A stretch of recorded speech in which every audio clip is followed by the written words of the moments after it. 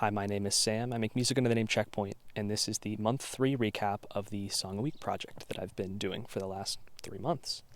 I'll just jump right into it. This month has been really good. I did a lot more experimenting. It was really fun. Tried a lot of different ideas. There's a lot of variance, and I've noticed some kind of like tendencies about how I create, and I'll get into that at like towards the end. But it's really interesting. So the first track is called Wing Beats. It is a piano acoustic guitar song. Initially, it was just going to be a piano song, and I wasn't super happy with it. I like it in retrospect. When I finished it, I was like not super thrilled with it. I wish I had time to go back and re-record the guitar parts. I don't think they mesh very well, but I feel like they work. They work well enough, and I tried to add some sort of like electronic effects on some of the pianos, and I think that went really well. I'm really happy with the way those bits sound. And the outro, I think, is great. And this is a recurring theme that I've noticed with music that I make. It happened again in Inner Peace, which was the second Song a Week song, and a bunch of others that I've done in the past. And I never really put this together, but I'll like come up with a song structure. So it'll be like A, B, A, B. And then I tend to write A, B, A, B, and then C. And it's like half of the song is A, B, A, B. And the second half or more is a completely different section that doesn't change. And it's just kind of like a long section that kind of grows and is just like for vibes, I guess. And I really like that. That always ends up being my favorite part of the song. So in Inner Peace, there's kind of like I was trying to make some sort of verse thing. And then the outro is this kind of ambient section where it just kind of alternates between two chords, and it's a lot of like reverb and stuff. And the outro on Wing Beats is it switches, like the piano goes away and it switches to just guitar, and it's taking the place of the piano. And I love that bit. I think that sounds so good. So it's interesting to notice that pattern showing up in my work without like realizing that I did that. So now I can do it selectively, which is helpful. But yeah, Wing Beats. The next week was Wing Space Beats. It is one of my favorite songs I've ever made. I should just say off the bat. I was really, really happy with it. It's really loud. It's really chaotic.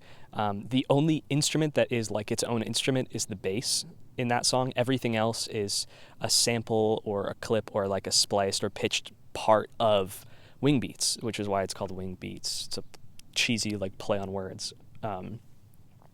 And I'm really happy with it. I love it. I think the sections vary so well. I think the mix at the first chorus is shitty. I think it's really bad, and I wish I had more time to fix it. Like when the bass first comes in and there's kind of that first drop, and the like fading part is too loud, and but I think it's interesting to note that even though that is, I think, one of the worst mixed sections in any of the Song a Week so far, it's my favorite song. And I think that says something so interesting, that the one that has the most egregious errors, in my opinion, has ended up like being and maintaining to be like my favorite song maybe ever that I've made so far. And that just says so much to me about perfectionism, and that's obviously an ongoing theme for this whole project is getting rid of perfectionism, and just like taking things as they are and being okay with that, and noticing that that doesn't really define if something's good or bad. If there's a good idea, that'll shine through even if the mix is terrible.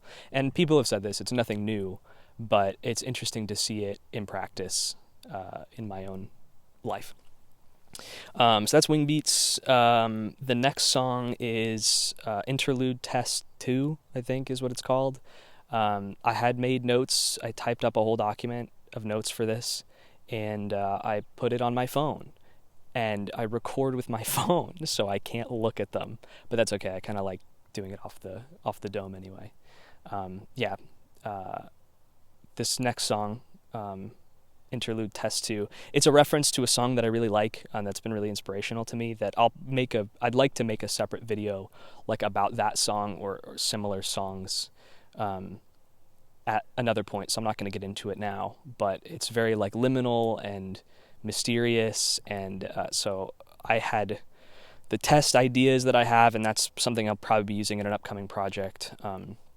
Those test ideas, I kind of wanted to just combine it and to try it out. It's a test. It's experimentation. It's a very different vibe from the previous song, but it accomplished its goal in my mind because I learned elements that I want to incorporate, and that's the point of a test. So very experimental, but I like it. It also has I think it has like a very like unsettling, dreamlike, creepy sort of vibe that I just really like in general, aside from all of the other elements at play, like the fact that it's a test for stuff. So I was actually very happy with it, even though I'm sure it's not a very like approachable piece. And then the newest one, what did I call it? I just named it this morning, so I might be getting this wrong. White Pine, Snow Pine, I think White Pine. I had heard a song by an artist called Dreamcorp, and the song is called Falling in Reverse. It's beautiful. It feels like you're falling asleep, or like you're dying or something. It's very like dreamlike, but it's kind of comforting, but it kind of feels like something's ending. So it's a very unique song. I really like it. But the ending has this bit crushed piano, and as soon as I heard that, it sounded to me like an old like Pokemon DS game. And so I decided, I'm going to try to write something like that, something that focuses a bit more on theory. I'm trying to wrap my head more around like the different modes and how to use them, and instead of just layering sounds, I'm trying to be a little bit more particular about laying instruments and having them like serve a purpose. So in this song, there's one piano that is the harmony, one is the melody, one is like a higher melody ornamental thing, and then one is the bass. So trying to like kind of separate into distinct sections that they're each doing a distinct role. And I'm really happy with this one. I think it captures a very nostalgic sort of sound to me, and I really like it. So that's cool. I'm very happy with that. Yeah, I would say this month has gone really well. And I guess to kind of like think about and recap some of the concepts, I think the biggest things I learned this month were that structure that I mentioned at the beginning, writing things in like an A, B, A, B, C pattern, or I guess more generally like an A and a B, where it's like the first half is one thing and the second half is something else.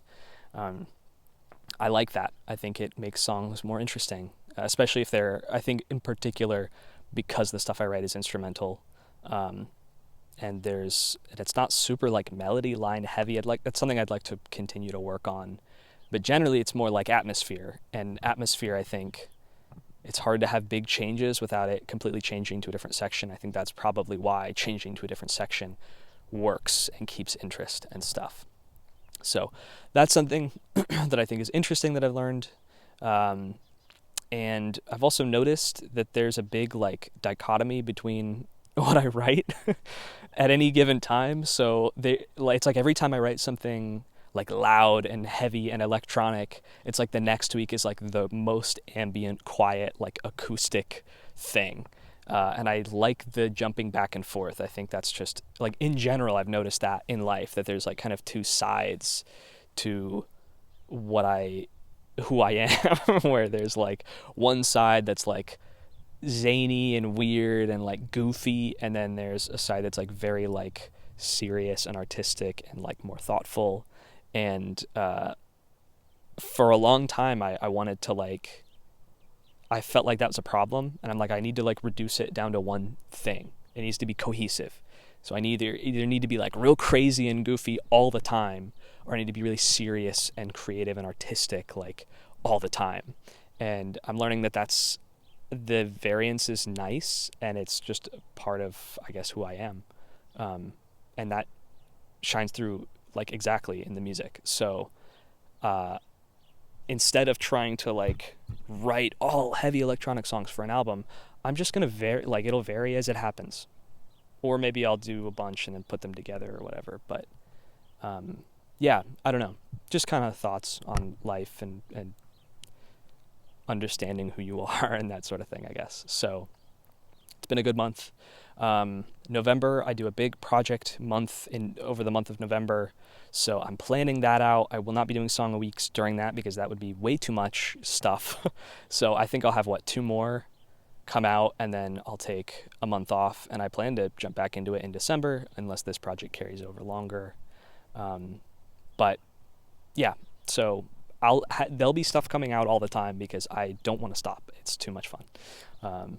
But yeah, there probably won't be another month recap for a little bit, but I have a couple other videos that I want to release. So I find this really fun, this kind of like off the dome stream of consciousness, sort of discussing something really fun and really helpful for me. And it's easy because I don't have to do any editing.